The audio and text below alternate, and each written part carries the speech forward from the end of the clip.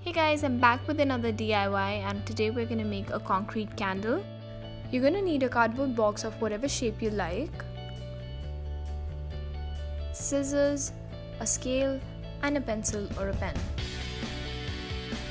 an empty container, some concrete mixture and a few candles. I've mentioned the ingredients of the concrete mixture in the description box below, so you can check it there. The first step is you take your cardboard box and decide how tall you want your candle to be and make a marking according to that. Once that's done, you just cut your cardboard box from all edges. The next step is taking your container and adding your concrete mixture in it and adding one portion of water to it. Make sure you mix it well. The next step is taking your cardboard box and deciding how much concrete you want to put in there.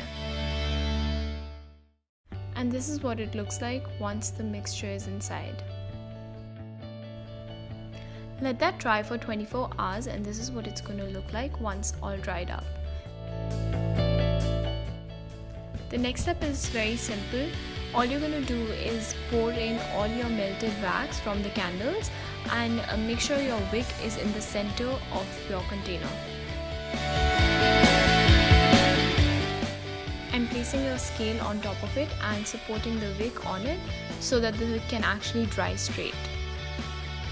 You're going to want to let the wax dry for at least another 24 hours.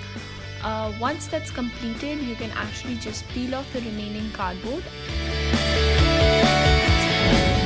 And you're done. That's pretty much it. It's quite simple when you actually start doing it, and I think it looks very cool and edgy.